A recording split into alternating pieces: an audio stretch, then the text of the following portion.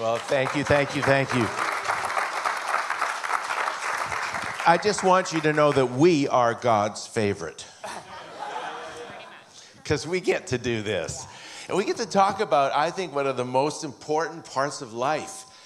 You know, when you go to heaven, you can't take anything with you but people, relationships. It's the most important part of life. And it's not the easiest. And like Pastor said, no one, including us, have got it perfect yet. But we're on the journey together, and we can learn from each other. So prayer that we would learn tonight, especially me.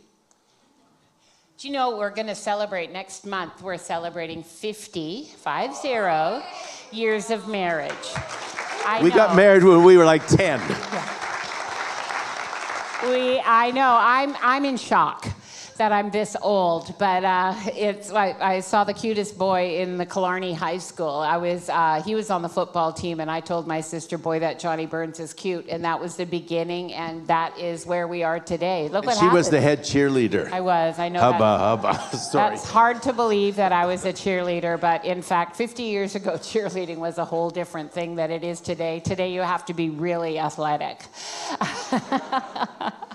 Back then, you just had to look okay in a short skirt, I think. And she did. Yeah, well, yeah, that would never happen today. But that was how it was. But we are delighted to be here. Can we just say how much we love your pastors? We love them. We got to spend some good time with them today, had a nice long lunch. I had Swedish meatballs, and they were delicious. But we just grow to love them more and more and more. Thank you for leading so beautifully. He knows more about Canadian hockey than I do, and most people do, which is interesting, but it's awesome. So, you know, when Sweden represents on our team, I always hear, we're going to win the Stanley Cup that year for sure. We're still waiting for that. So come on, Sweden, but you have done us proud. But today we are going to talk about marriage, specifically around marriage, and then we're going to have some questions as well, a time of Q&A. And so we're just going to like firecrackers and just come on and just share as much as we can. We are passionate about a healthy marriage. If you've never heard us teach before, then you don't know that we started out with a dream in our heart at the, coming out of high school. We got married right after, just as John was being accepted into dental school. And so 4 years later, he graduated as a dentist. So we started out great, but by the time he was becoming a dentist, we were in a disaster 4 years later. And God redeemed our marriage, and God really healed our marriage. We let him heal our marriage. We invited his presence into our marriage, and he taught us through his word how to redeem broken marriages, how to strengthen and build healthy marriages. So today, all these many years later, we're still so passionate about people having the best life possible when it comes to marriage, family, and relationships, because relationships are God's idea. But today we're going to talk specifically around marriage. So here's a great scripture. In the Passion Translation, Ephesians chapter 5, verses 31 and 32 says, "For this reason a man is to leave his father and mother and lovingly hold to his wife, since the two have become joined as one flesh." Marriage, I love this so much in the Passion. Marriage is the beautiful design of the Almighty, a great and sacred mystery meant to be a vivid example of Christ and his church. Isn't that wonderful? We as married couples, as families, get to represent his church. And so there's a few areas that we're just going to touch on tonight, and then hopefully it'll inspire questions. But the first one is around the complexity of marriage. If it was easy to have a great marriage, everyone would have a great marriage. But the marriage success rate isn't actually the most beautiful statistic in the world. It's a challenge. It's a challenge whether we are building a Christian marriage or whether it's just a marriage without Christ. It's hard work. With Christ, we have all the support and strength that we need. But here's the thing. There's like about 8 billion people on the planet.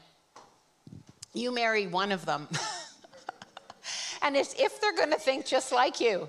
God made everyone so different and so unique. We lived a kilometer apart growing up, but that was not a guarantee that we understood each other. There was a lot of complexity. The two become one, and that is a supernatural occurrence. However, it takes commitment and sacrifice to become one. We are always on a journey of becoming one. It takes a lot of sacrifice. And so Tim Keller says, wedding vows are not a declaration just of present love. They are a mutually binding commitment and promise to future love. This is my favorite quote on marriage, I think, is Dietrich Bonhoeffer. He said, "It is not your love that sustains the marriage, but from now on, the marriage that will sustain your love." I think that is so true. Our marriage has sustained our love. It has caused our love to grow. And we are two completely different individuals with different desires, different longings of the heart. And our goal isn't just to think alike, but to think together, to build and become one. So when you make a commitment of marriage, you're making a commitment of love for a lifetime. But love always is moving. There's no such thing as stagnant love. People that want to just stay loving the way they are, they don't know what they're missing. Love's got to grow. It's a declaration, a commitment to love more and more and more. And with that in mind, I think we're better equipped to actually go forward in marriage. And you know, our relationship with God is a relationship of love, but not stagnant. Love that goes more and more and more. And we need to look for those. And even you being here, let me just congratulate you. This room represents so much more than what I see. This represents generations on the other side of this, because your marriage is really not so much about you. It's not even about you two. It's about what God's plan is for the future, and it starts with you two, and it's this amazing love that you have for one another. So really some of the complexities is recognizing that the two of us need to become one, and that's not easy. The becoming one is not just talking physically, although that's fun, that part, amen? Usually. You didn't sound very convinced. It is fun. I know, maybe they didn't know what you were talking about, but, oh, they did. Okay, this is Sweden. That's true. But the two of us becoming one is really bringing not just the present tense, but the past tense. Sometimes generations recognizing together to become one. And the oneness happens in your heart. I think recognizing that relationship is not about being in the same room together. It's about having them in your heart together. And that's not easy. Actually, having a great relationship is not easy. Otherwise, if the whole world would be doing it. It's actually very, very complicated. So recognize that you're different. We grew up in different parts of the world. We have different backgrounds. We have different expectations. You know, when I married Helen, I didn't know what I was getting into. Really. I thought she would do all the things that I was looking forward to her doing. Which she did some of those things, but she was thinking the other thing around. I would do all the things she's like. But the problem is, you know, the golden rule doesn't work. Because if you do unto your spouse the way you want your spouse to do unto you, you're in trouble. Because they don't want what you want. And here's a bigger problem. They don't know what they want. And it's a journey of figuring out, finding out, how do we meet each other's needs? We're so different. You know that we are male and female, and I don't care what our world out there and all the political craziness says. We're different, okay? We're absolutely different. I went through university, and my thing was studying the brain, and a male brain and a female brain are very different. And God made us that way. And so recognizing it's not going to be easy, bring together. And I mentioned this to Fanny as she was driving us, and she's getting ready to get married, not too long down the road. I said, this is a really good time for you to come. But let me give you a little bit of hint what your most important ministry is going to be. See, once you get married, you become the most important minister to your spouse. And you're called to call out the callings that are in your spouse. Do you know that we are all of us are our own worst critic. But if you're married to your best asset. You're married to the one that sees you better than you see yourself. So every one of us that are married, we need to actually become experts on our spouse. We need to pray and ask God to open our eyes to see what he sees in our spouse. And then we need to use our words. So often we use all our words for the wrong things, but we need to call those things out. Like just hold it, just stop, honey. I just want you to recognize what you just said, what you just did. That God is working through you. You have a calling, a gifting in your life. I'm amazed with you. People often ask the question, how do you stay in love for a lifetime? My answer, stay amazed. Stay amazed. And you know what? It's a choice to stay amazed. You can't just wait until that person amazes you. You have to actually be looking for the treasure, looking for the gold, looking for what you haven't yet seen. And if you think you've seen it all, think again. Because it's continually growing. It's a moving target. And you can become that person that is the most. Like Helen, I would never be who I am without her. And vice versa. And so the Bible says one can put 1,000, two can put 10,000 to flight. You're 10 times stronger together.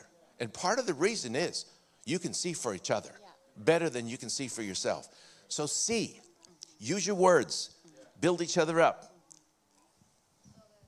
So good. When I talk about complexity, I think what I'd maybe just surround these words for each of you. Pay attention to the areas that feel challenging in your personal relationship. What feels challenging to you is not necessarily challenging to someone else. Like I said, we grew up close together, but raised in very different families of origin. And there was a lot about our nationalities that were same, our neighborhood that was the same. However, the upbringing was very different. And so you walk into marriage with expectations, and so often those needs aren't being met because you're different. Also, John mentioned male and female. You might have grown up in a family where there was chaos and crisis and yelling and screaming, or another family maybe no one even talked about anything.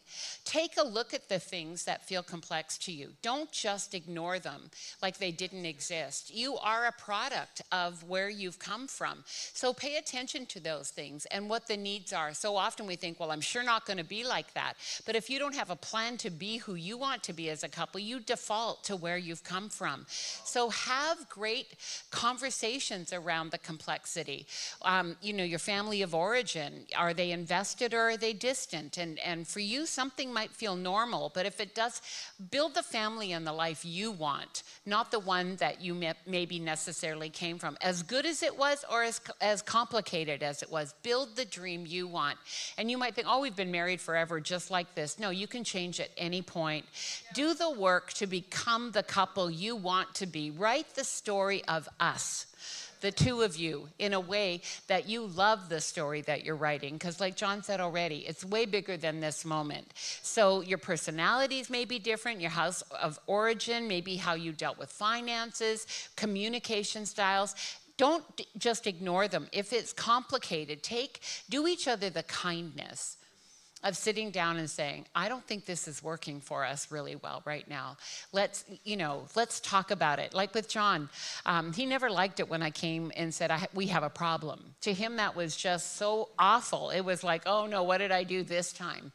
But if I came to him and said, I've been thinking about something for a while, and I think I have something, I love you, I'm not going anywhere, but I have something that, because it used to be we always would say, I'm leaving. Now we made a commitment to stay married.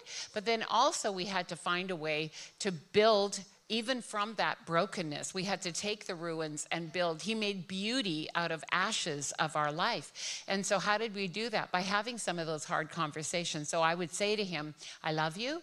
I'm not going anywhere, but there's something I'd really like to talk to you about. And is this a good time to talk about it? And if he says yes, then I come to him with a suggestion, not this sucks, this is horrible, but saying, I think if we do this next time, it strengthen our marriage. Now he felt like we have something to work on rather than a big problem that we'll never get over.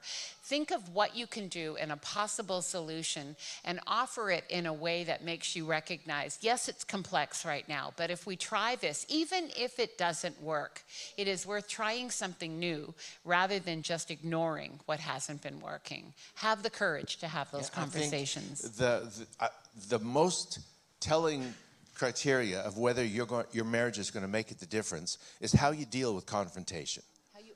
How you end an argument is actually the most telling sign of how healthy your marriage will be. If you're ending arguments all the time and it feels really awful and stressful, if you do not deal with that in a healthy way, and we'll talk about conflict here, but that will be, if people who do all the studies and the markers of whether you'll make it or not, like if one of you blows up, I used to be just blow up, and he would... She was Mount St. Helens. Yes, I was. Just like when I get angry, when I get hurt, I hold it, and then finally I just blew up. You just avoided, and it wasn't working, so we had to figure it out. And I am so grateful today. We can have the hardest conversations and deal with the toughest conflict, but we're not afraid of it anymore. Why? Because we have learned how to resolve it in a way that honors our relationship, respects one another rather than tears one another down, and we know how to end a conflict with respect and with dignity. And so let's talk about that. Here's a couple of keys that we've learned. She used the word respect, which means value. Value the relationship above the issue. Yeah. Sometimes there's an issue that needs to be dealt with, but your relationship is bigger and more important and more valuable than that issue. So if you let that issue be the determining factor, sometimes you're wondering whether this is we're going to make it through this, or is this the end? And that's not a good way to deal with confrontation. The other thing is, stay away from this. This is called the pointed finger. Never point your finger at your spouse. And you this, you that, you always, you... This thing is what people put walls up to defend against. When you point your finger at your spouse, they put a wall up, and then you wonder why they're walled off. It's because you're trying to attack them. Don't do that. And in other words, turn it this way. And with your finger pointed at yourself, you can say things like this. You know, the other day when you said this, I felt like this. And then there is a magical word, help. Help me understand. What you did is you let the wall down and you invited your spouse into trying to help you understand what's happening. And over the years, you will change and grow. And it's never easy, I would say, but it's so much easier than it was. So the key is to become a careful, thoughtful responder rather than a reactor. And I think there's a huge difference. You know how they say if you're mad? Anger is a very human issue. But the Bible says be angry and don't sin. How do you do that? Well, Proverbs chapter 15:1 says, a gentle answer turns away wrath, but a harsh word will stir up more anger. So how do you give a gentle answer when you're angry? That's hard work. So that is deal with your own heart first. Learn how to rein it in as much as possible. We're not going to do this perfectly, but I think that is one of the areas I would challenge each of us to grow in. Often we think, I can't help it. That's just my personality. I'm hot-tempered. No. That's a choice. Or I just don't like to talk. No, that's a choice. And in marriage, where you become one, you have to learn how to work it out. Here's a thought. That the course of a conflict is actually never decided by the one who initiated the conflict, but how you respond to it. You can deflect it. You can choose to not have to let it blow up. You say this, now I'm mad back at you. And I think not only is this an important discipline in our lives, not just in marriage, in every human relationship. When someone cuts you off in traffic, you have a choice. You don't, have to respond in a way that is confrontational and angry. Do you feel that? Yeah. But I think the one who rules his spirit is the strong one. And that takes time and discipline. The one who holds their tongue actually holds the power. And that is a profound revelation. Disagreeing is completely normal and fine, but disrespect is not. So understand when you're going from disagreement to disrespect. So the first 4 years of our marriage were not fun. And we did not know how to do any of this. And then God got a hold of our lives. And we didn't have some old guys sitting up here and telling us like you're hearing right now. You know, we learned it from reading the Bible and actually reading the book of Proverbs. And one of the things that we decided is that we're not going to say those words that are full of anger and hurt and all the rest. So we're going to wait until we can say something that's positive. And our house became very silent. For a long time, there wasn't a lot of words being said. But we learned how to actually turn it around. And I can remember so many times when I want to say something, but I just, and wait until the time is right. And then you say something, and it's amazing how, all the anger is gone, and you can actually grow from each other. And another thing, sometimes you're not going to rein your tongue in. I still fail. But the key then is to actually own it.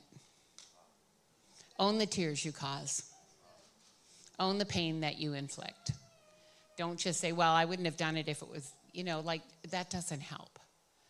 Just own it. And do whatever we can to deflect it. Emotions are indicators, but they don't have to be your dictators. Pay attention to them. And I guess that maybe is the loudest thing I'd want to say today. Study yourself. Know yourself. If something is consistently hurting you or consistently causing pain in your relationship, do the hard work of figuring out what is it. And it may be something from your family of origin. It may be that you saw things happen when mom and dad responded this way or something else. Pay attention to what it is and then own it and do the hard work.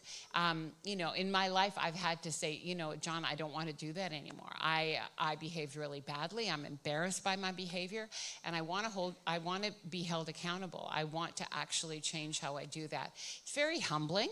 It's embarrassing, but actually it is empowering at the same time to move ahead. So, yeah. I like this quote.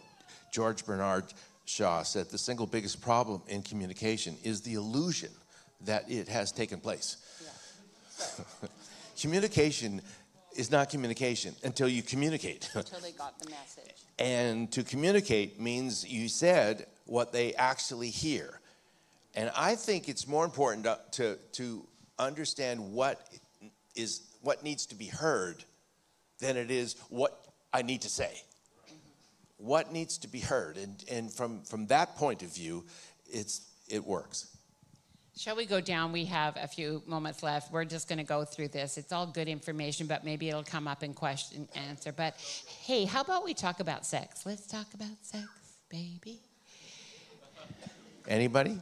Is that okay? All right. Go ahead. You just teach all you know about sex. Go ahead. I'll just learn. 50 years, we don't know nothing. We just got started. Well, in a lot of ways, it's true. Yeah. Because it's a moving target. Yeah. If you think you figured it out, just wait. But you know what? What about another? I have a lot of favorite scriptures. I keep saying this one I'm not going to get tattooed on my arm or something. There's a few I might. But this one says in Genesis 2, verse 25, now the man and his wife were both naked, and neither of them felt any shame. How beautiful is that? Right there, Genesis chapter 2. That God created the wonder and the beauty and the magnificence of the sexual relationship. It is beautiful. And there's only one person in the world that you are called to enjoy that with, and that is with the person that you have said, I do, for the rest of your life too. We live in a very, very broken world sexually. We do. It doesn't change God's plan. God's plan was always where they were both naked and not ashamed, because where there's no sin, there's no shame. But we do live in a fallen world, and a lot of us have a lot of baggage. A lot of us have brokenness around our sexuality. So we're pretty passionate about saying, let God come into this area of your life, that it is something that he has created to bless you and to bring closeness in your marriage relationship. Again, if we come from brokenness, I talked about a family of origin when it came to communication or how we engage in conflict, just anything really from our family of origin. But maybe there is a narrative in our head, or maybe some of the choices we've made in our past that have taken and stolen from where you are today. Here's the fact: God can redeem anything that has been broken. And I would not settle. Don't settle in your conversation and how you deal with each other's hearts, but don't settle for, oh, it's okay. Because I think always go for the very best that God has for you. And he created the beauty of your sexuality as a gift to you, and that a gift that we can share with one another. So my question would be, before I go any further, can you honestly say that you feel like it's a kind and a good gift that God gave you? Because if you feel like you can't, then go to work on that. And maybe this is something that I would ask, deal with together as a spouse. Even if you've been married for 30 years and think it's been a struggle for a long time, still choose to believe that God has the best for you. You don't have, if you've been broken in this area, you don't have to stay broken. God is a redeemer and a restorer. We know that he can do it with so many areas of our life, but can we trust this area to him as well? Go for the best. So sex requires openness, honesty, vulnerability, transparency. There's really only two places in life where I think you are totally transparent, totally naked, literally, in sex and marriage. But the other one is worship, where you come before God with all your heart. You are as naked as can be, and it's a place of vulnerability. It's a place of just receiving, and you get to receive from each other. Sex and marriage is important, and to be totally vulnerable is not just physically at the moment, but be vulnerable enough and transparent enough to talk about it. Yeah. I think the greatest problem with sex and marriage is words. We don't talk about it, and if we do talk about it, it's wrong. We talk about it the way the world would talk about it. And the world doesn't have a clue what sex is. They think sex is, two bodies rubbing together. Sex is a physical thing. No, sex is far more about the meaning than it is about the event. Yeah. And for the two of you, for a lot of marriages, you just never do it. We don't talk about it. And I think that is the greatest problem we have in Christian marriages regarding sex, is we don't talk about it enough. But if you do talk about it, be vulnerable, be open. And the thing is, once you said I do, you now own each other. So you own each other's sex life in terms of you need to be the answer, and you need to be the expert on each other and learning about each other. That thing doesn't belong to you anymore. Sorry. Can I just read this from 1 Corinthians chapter 7? It's from, Eugene Peterson writes it this way in the Message. This whole chapter is powerful, but I love it. He said, it's good for a man to have a wife and for a woman to have a husband. Sexual drives are strong, but marriage is strong enough to contain them and provide for a balanced and fulfilling sexual life in a world of sexual disorder. The marriage bed must be a place of mutuality, the husband seeking to satisfy his wife, and the wife seeking to satisfy her husband. Marriage is not a place to stand up for your rights. Marriage is a decision to serve the other, whether in bed or not. I just can't think of a better framework. And if you were in a situation in your marriage and you're looking on how to minister to one another, I would encourage you, go to the scripture found in the Message translation and just talk about this, like, how am I doing? And have an open, honest conversation around it. So it requires vulnerability. It requires giving, not demanding, but giving. And there's a big difference. Love gives and serves. Lust demands. It's not a place, like Eugene Peterson said, to stand up for your rights. And that's why he used the word mutuality. What does that look like? And I think it's asking each other, are we being fulfilled in our sexual relationship? And if you're not, then with a place of negotiation and working out, what is it you need? Not demand, but have a conversation about meeting one another's needs. There are seasons in our sex life. If your wife has just had a new baby, hello, I'm just going to tell you, buddy, just listen to her. I sound like I'm being a mean mom, but I'm just saying, like, understand, she's gone through a lot. Her hormones have changed. It's not going to stay like that forever. But if you come in with that, well, I don't care if you had a kid, I have a need, that's not going to help. I'm just going to tell you now. I'm going to advise you. But let me give you the other side. For a woman that's just had a baby and you're in a season, he's not in a season. No, right. So it's a place of mutuality. Not standing up for your demands, but actually ministering to one another. So, if your baby's 4 years old or 6 months old, I think it's time to, or even much younger, but have a conversation. Anyhow, and also it requires giving, and you need to deal with your baggage, because nothing, I think, is sex is a window into your heart. And I think if there's something in your heart that is closed off regarding this, I cannot advise you strongly enough. Do the work. If you need to see a therapist or a physical doctor, whatever you need to do, just don't stay closed off. Invite God into that area of your relationship and trust him to do miracles, because that's what he does. All right, so we're finished our first 30. I think we're going to take a couple